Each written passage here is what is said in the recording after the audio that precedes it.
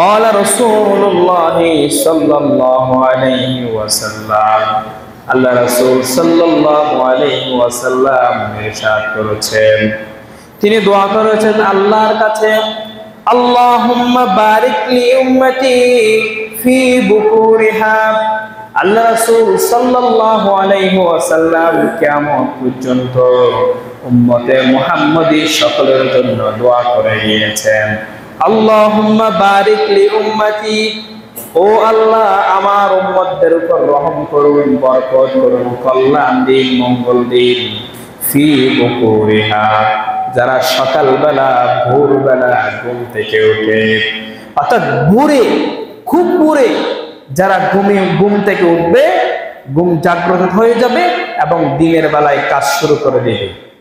সকালে যারা খুব সহজে তাড়াহুড়া করে কাজ শুরু করবে, আল্লাহ রাসূল সাল্লাল্লাহু আলাইহি ওয়াসাল্লাম তাদের জন্য দোয়া করেছেন। এজন্য আমাদেরকে সব সময় খুব ভোরে কাজ শুরু করতে হবে। জীবনের যেই কাজটা, দিনের যেই কাজটা শুরু করব, সেটা যেন আমরা ভোরবেলা শুরু করি। যদি আমরা ভোরে কাজ শুরু না করি, সকালবেলা কাজ শুরু না করি, যত ঘুম থেকে উঠতে যদি 8টা 9টা 10টা যদি করে ফেলেন, তাহলে আপনার কাজের মধ্যে বরকত পাবেন কই? কাজে বরকত পাবেন না, সারাদিন একটা টেনশন কাজ করবে, এটা করতে পারলাম না, ওটা করতে পারলাম না। আপনি যদি বরকত পেতে চান, খুব ভোরে ঘুম থেকে ওঠেন, ফজরের নামাজ আদায় করেন, এরপরে দিনের কাজগুলো শুরু করেন, দেখবেন আপনার দিনটা অনেক সুন্দর যাবে, বরকত যাবে। রাইসুল মুফাসসিরিন আব্দুল্লাহ ইবনে আব্বাস রাদিয়াল্লাহু তাআলা আনহু তার একদিন সন্তানকে ডেকে বলছেন, লিইবনিহি কুম আতানামু ফিস-সা, ও আমার সন্তান, তুমি সকালবেলা কেন ঘুমিয়ে থাকো? সকালবেলা ঘুমিয়ে থাকো না, সকালে সকালে উঠে যাও। আল্লাতী তুকাসসামু ফীহাল আরযাক, আল্লাহ তাআলা ভোরবেলা রিজিক গুলো নাজিল করেন। রিজিক যে বন্টন করা হচ্ছে সকালবেলা, সকালে ভোরে রিজিক গুলো বন্টন করা হচ্ছে, তুমি ভোরবেলা যদি ঘুমিয়ে থাকো, রিজিক থেকে মাহরুম হয়ে যাবা। কারণ তুমি সকালে যদি উঠো, আল্লাহর পক্ষ থেকে যে রিজিক বন্টন করা হয়, ওই রিজিকটা তুমি পেয়ে যাবা। সুবহানাল্লাহ। তাহলে সকালবেলা ঘুম থেকে উঠলে ভোরে যদি আপনি কাজ শুরু করতে পারেন, রিজিকে বরকত দিবেন কে? সাহাবারা বলছেন, যখন থেকে এই হাদিসটা শুনলাম, তখন থেকে আর ভোরবেলা কখনো আমরা ঘুমাতাম না। যখন ব্যবসা বাণিজ্যের জন্য কোথাও পাঠাতাম, ভোরের মধ্যে আমরা আমাদের ব্যবসার পণ্যগুলো পাঠিয়ে দিতাম। আল্লাহ রাসূলের কাছ থেকে আল্লাহ রাসূল সাল্লাল্লাহু আলাইহি ওয়াসাল্লাম যখন কোথাও কোনো সৈন্যবাহিনী পাঠাতেন, তিনি দিনে অন্যান্য কোনো সময়ে পাঠাতেন না, দিনের একেবারে শুরুর সময়, ভোরের সময় সেনাবাহিনীগুলো পাঠিয়ে দিতেন। সুবহানাল্লাহ। তাহলে দেখেন, এই জন্য প্রত্যেকটি কাজে যদি বরকত পেতে চান, আপনাকে ভোরবেলা সকালে কাজ শুরু করতে হবে। সুতরাং সম্মানিত ভাইয়েরা, আজকে জীবনে বরকত পাওয়ার জন্য যে বিষয়টা আমরা উপস্থাপন করতে চাই, সেটা হচ্ছে সকালবেলার ঘুম বাদ দিবে যারা, জীবনে বরকত পাবে তারা। এখন আমাদের সবচেয়ে বড় একটা সমস্যা হচ্ছে, আমরা ফজরের পরে না ঘুমাই পারি না। অনেক আছে না? সেজন্য আমাদের এই বদ অভ্যাসটা বাদ দিতে হবে। বর্তমানে বিজ্ঞানও সেটা বলছে, ফজরের পরে যারা ঘুমিয়ে যায়, তাদের তো বরকত নষ্ট হয়, আলস্যতা বৃদ্ধি পায়, কর্মবিমুখতা হয় এবং সুন্নাহর বিপরীত হয়। বর্তমান বিজ্ঞান বলছে, যারা ভোরবেলা যারা ঘুমাবে, তাদের হৃদরোগের সমস্যা হবে, স্ট্রোকের সমস্যা বেশি হবে, ডায়াবেটিসের সমস্যা বেশি হবে, উচ্চ রক্তচাপ, প্রেসারের সমস্যা বেশি হবে। এই সমস্ত বর্তমান বিজ্ঞান বলছে ফজরের সময় সকালবেলা ঘুমানো যাবে না, কারণ শরীরের জন্য সবচেয়ে বড় হলো ক্ষতি। তাহলে আল্লাহ রাসূল সাল্লাল্লাহু আলাইহি ওয়াসাল্লাম ১৫০০ বছর আগে আমাদেরকে কত সুন্দর করে শৃঙ্খলা দিয়েছেন, তোমরা ফজরের সময় ঘুমায়ো না, ফজরের পরে কাজ শুরু করো, জোহরের পরে খাবার খাওয়ার পরে একটু করে কাইলুলা করা, বিশ্রাম নাও। এখন আমরা করি কি, এদিকে ঘুম থেকে উঠি আমরা 8টা 9টা 10টায় ঘুম থেকে উঠি, জোহরের পরে আমাদের রেস্ট নাই, আবার ওদিকে রাত্রে ঘুমানোর সময় রাত 11টা 12টা 1টা 2টা পর্যন্ত বেড়ে যায়। এটা ইসলাম বিপরীত। আপনাকে আপনার জীবনটাকে একটি সুন্দর গাইডলাইন মেনে চলেন। এশারের পরে আর কোনো কাজ রাখবেন না, জরুরি এমার্জেন্সি কোনো কাজ না হয় এশারের পরে কাজ রাখবেন না, আপনার জীবনটা সুন্দর হবে। এশারের পরপরও যদি আপনি ঘুমিয়ে যেতে পারেন, প্রয়োজনে খাবারটা এশারের আগে খেয়ে ফেলেন। আপনার জীবনটা সুন্দর করতে চাইলে, অসুস্থতা যদি আপনার শরীরে না লাগাতে চান, তাহলে আমাদেরকে এশারের আগে খাবার খাইতে হবে। খাবার সারার পর এশারের নামাজ আদায় করে আমরা অন্য কোনো কাজ করব না, আমরা আমাদের ঘুমে চলে যাব। দেখবেন ফজরের আগে আগে অটোমেটিকলি ঘুম ভেঙে যাবে, কারণ আপনার ঘুম ফুরিয়ে যাবে। যদি আপনি ঘুমান যাওয়ার সময় 11টা 12টা 1টা 2টা বেজে যায়, আপনি ঘুমাবেন কখন? একটা সুস্থ মানুষের দৈনিক 6 থেকে 8 ঘন্টা ঘুমাতে হয়। এখন শরীর তো চাইবে আপনার কাছ থেকে 6 থেকে 8 ঘন্টা ঘুম, তো আপনি নির্দিষ্ট সময়ে না ঘুমালে শরীর ঠিক থাকবে না, শরীরে অসংখ্য রোগগুলো বাসা বাঁধবে। আজকে আমাদের শরীরে এত রোগগুলো কি জন্য? আমাদের খাবারের সমস্যা, ঘুমাতে সমস্যা, এই দুইটা কারণে শরীরের সবচেয়ে বেশি অসুস্থতা বেড়ে যায়। সম্মানিত ভাইয়েরা, তাহলে 7 নাম্বার যে পয়েন্ট বললাম সেটা হচ্ছে সকালবেলার ঘুম বাদ দিবে যারা, জীবনে বরকত পাবে তারা। এবার আসুন 8 নাম্বার পয়েন্ট, জীবনে বরকত পাবে তারা, সব সময় আল্লাহর উপর তাওয়াক্কুল করবে যারা। আল্লাহর উপর তাওয়াক্কুল করলে আল্লাহ তাআলা অটোমেটিক রিজিকটা বাড়িয়ে দেন। আল্লাহ পাক রব্বুল আলামিন কুরআনুল কারীমের 65 নম্বর সূরা সূরাতুল আত-তালাকের 3 নম্বর আয়াত আল্লাহ সুবহানাহু ওয়া তাআলা বলছেন, ওয়া মান ইয়াতাওয়াক্কাল আলাল্লাহি ফাহুয়া হাসবুহু ইন্নাল্লাহা বালিগু আমরিহি قد جعل الله لكل شيء قدرا। আল্লাহ সুবহানাহু ওয়া তাআলা নিজেই ঘোষণা করছেন, ওয়া ইয়াতাওয়াক্কাল আলাল্লাহ, যে ব্যক্তি আল্লাহর উপর তাওয়াক্কুল করে নিজের জীবনটা পরিচালনা করবে, দুনিয়ার কোনো শক্তি তার দরকার নাই, ফাহুয়া হাসবুহু, সেই আল্লাহ ওই বান্দার জন্য যথেষ্ট হয়ে যাবে। সুবহানাল্লাহ। বান্দা যদি শুধুমাত্র আল্লাহর উপর তাওয়াক্কুল করে, আল্লাহ তাআলা নিজেই ঘোষণা করছেন ওই বান্দা দুনিয়ার জীবনে আর কারো লাগবে না, এক আল্লাহ তার জন্য সন্তুষ্ট হয়ে যাবে। আল্লাহ রাসূল সাল্লাল্লাহু আলাইহি ওয়াসাল্লাম চমৎকার একটা হাদিস বর্ণনা করেছেন তাওয়াক্কুলের ব্যাপারে। আজকে মানুষেরা তাওয়াক্কুল ভুলে গিয়েছে, সেজন্য তার রিজিকের সমস্যা হয়। সুন্দর একটা উদাহরণ আছে।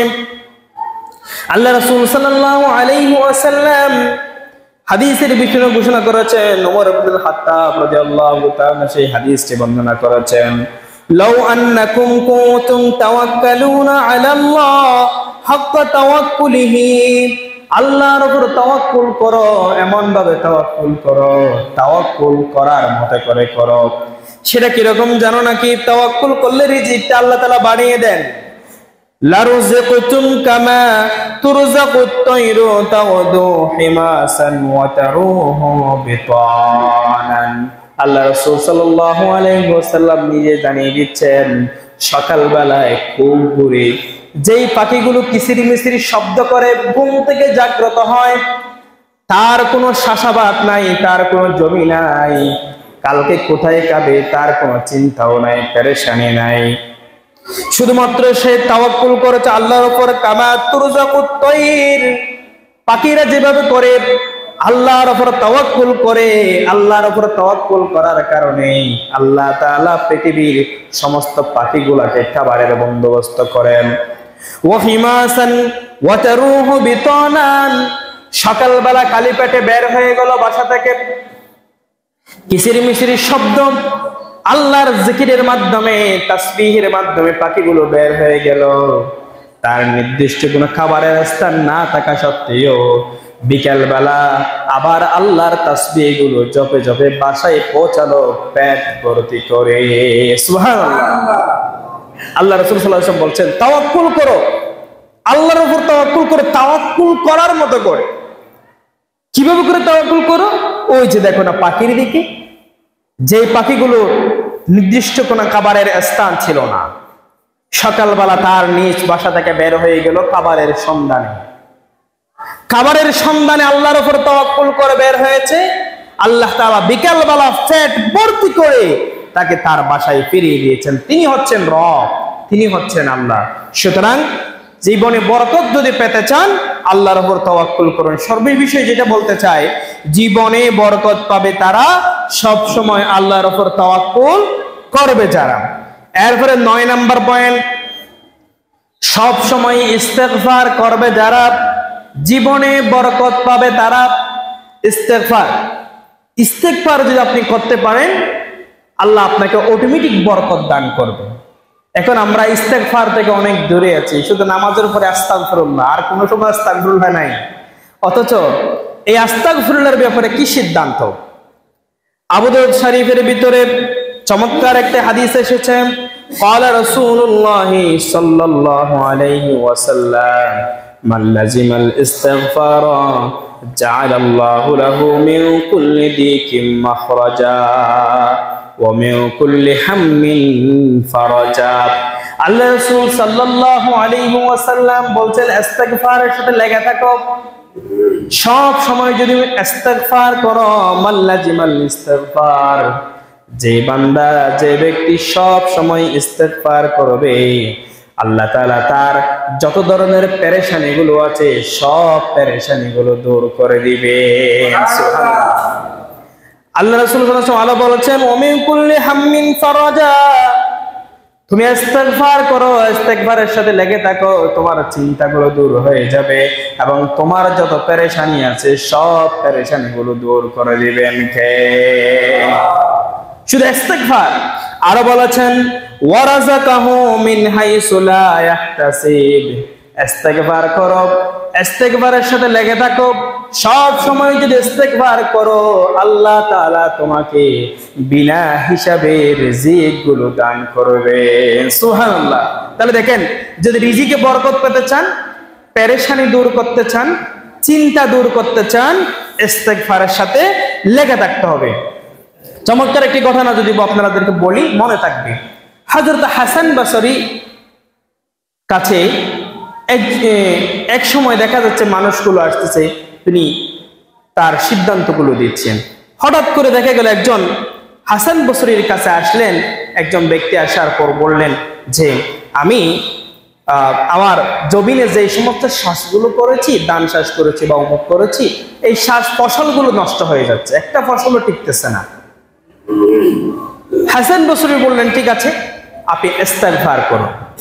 কিছুক্ষণ পরে আরেকজন লোক আসলো, সে বলল যে আমার সন্তান নষ্ট হয়ে যাচ্ছে, আমার সন্তান নাই, আমার জন্য একটু দোয়া করুন। হাসান বসরি বললেন, ঠিক আছে, তুমি বেশি বেশি ইস্তেগফার করো। আরেকজন আসলেন, তিনি বললেন, আমি অত্যাধিক অভাবী, আমার টাকা পয়সার বেশি সমস্যা, আমি অত্যন্ত গরিব মানুষ, আমার জন্য একটু দোয়া করুন। তিনি বললেন, হাসান বসরি বললেন, ঠিক আছে, আপনি ইস্তেগফার করুন। এখন হাদেম বললেন, হুজুর, তিনজন মানুষ তিনটা বিষয় নিয়ে আসলো, একজনের ফসল নষ্ট হচ্ছে, আরেকজনের অত্যাধিক অভাব, আরেকজনের সন্তান নষ্ট হচ্ছে, তিনজনকে আপনি একটা ফর্মুলা দিলেন কেন? তিনজনকে সমাধান দিলেন একটা, শুধু ইস্তেগফার করুন। হযরত হাসান বসরি বললেন, এটা আমার কোনো ব্যক্তিগত সিদ্ধান্ত নয়, আমি আল্লাহর কাছ থেকে জেনেছি। ওই যে নূহ আলাইহিস সালামের সেই ঘটনাটা একটু জানেন। নূহ আলাইহিস সালামকে আল্লাহ তাআলা সেই দিন সমাধান দিয়েছিলেন, যখন তার কাছে উম্মতরা কথাগুলো বলেছিল, তিনি তাদেরকে সমাধান দিয়েছিলেন একই সমাধান। সেটা ব্যক্তির কোনো কথা নয়।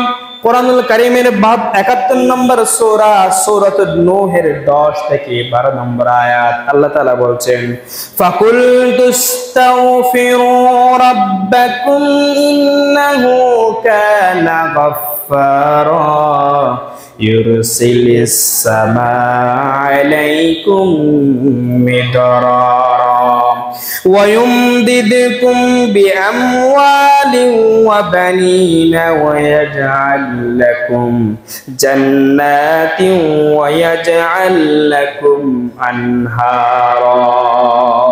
তিনটা বিষয়ের সমাধান হলো একটা, আপনি ইস্তেগফারের সাথে লেগে থাকুন। ইউরসিলিস সামা আলাইকুম মিদরারা, ফসলের সম্পদ যে নষ্ট হয়ে যাচ্ছে, ফসলগুলো নষ্ট হয়ে যাচ্ছে, বৃষ্টি হচ্ছে না, আপনি ইস্তেগফার করুন, তওবা করুন, জমিনের মধ্যে ফসল দিয়ে বরকত দিবেন তিনি কে?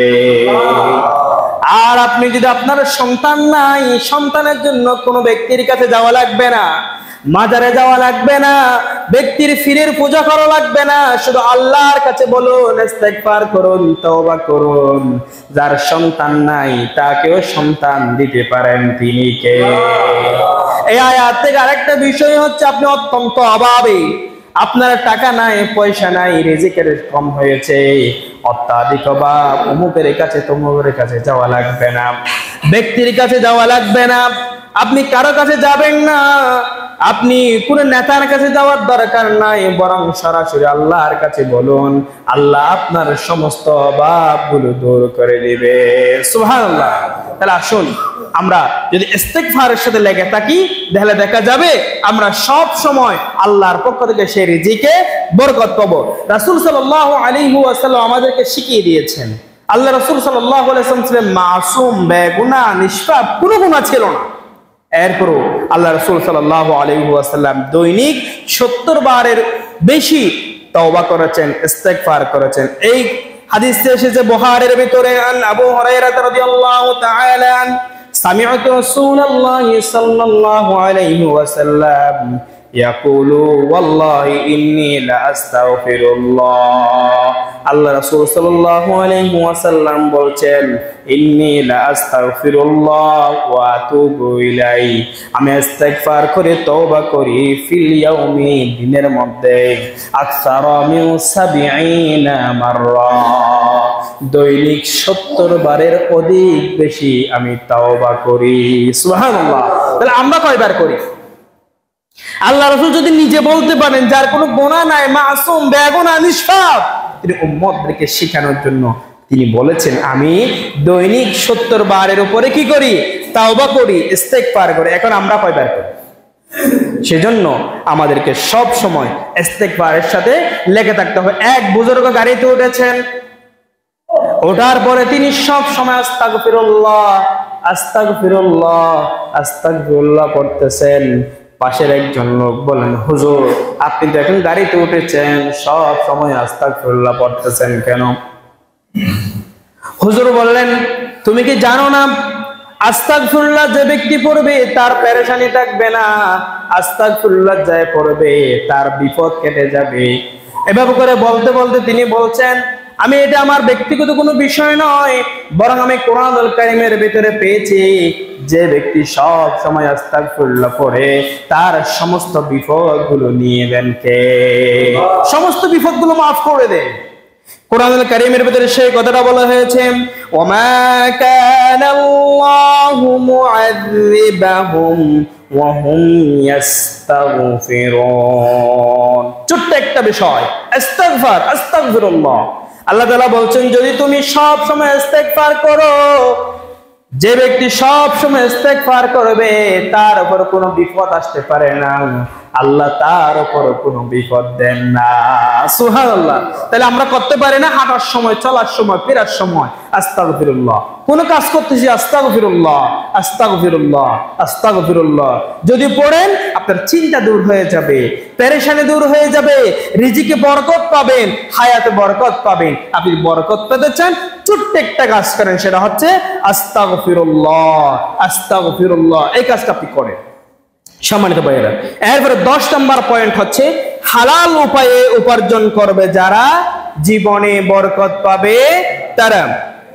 হালাল উপার্জন ইনকাম, আজকে আমাদের অনেকেই আছে হালাল এবং হারামের বিশ্লেষণ নেই, যেদিকে পায় সেদিক থেকে ইনকাম করে। অবৈধ কত ধরনের ব্যবসা বাণিজ্য আছে যেখানে অনেক লাভবান, তারা বলে আমাদের উপার্জন করলেই হলো। সম্মানিত ভাই, আপনি বরকত পেতে যদি পেতে চান, আপনার হারাম উপার্জন আপনি বাদ দিতে হবে। হারাম যদি বাদ না দেন, আপনি বরকত পাবেন না। ইন্না হাদাল মালা হুলওয়া, দুনিয়াবী সম্পদ গুলো হচ্ছে অত্যন্ত মিষ্টি। এই দুনিয়াবী সম্পদ গুলো গ্রহণ করতে অনেক ভালো লাগে, অনেক মিষ্টি হয়, অনেক তৃপ্তি হয়। মান আহাযাহু বিহাক্কিন ওয়া ওয়াদাআহু ফি হাক্কিহি ফানি'মাল মাউনা। আর যে ব্যক্তি হালাল পন্থায় উপার্জন করবে, বেচে বেচে বেচে উপার্জন করবে, তার হচ্ছে ফানিআমা মাউনাতুন হুয়া, সে তার উপার্জনের মধ্যে বরকত পাবে, উপার্জনের মধ্যে মজা পাবে, উপার্জনে কল্যাণ পাবে। আর ওয়ামান আখাযাহু বিগাইরি হাক্কিহি কানাল্লাযী ইয়াকুলু ওয়া লা ইয়াশবাউ, আর হারাম পন্থায় যে উপার্জন করবে তার অবস্থা কিরকম জানেন নাকি? কানাল্লাযী ইয়াকুলু ওয়া লা ইয়াশবাউ, খেতে থাকবে খেতে থাকবে খেতে থাকবে, তার পেট কখনো ভরবে না।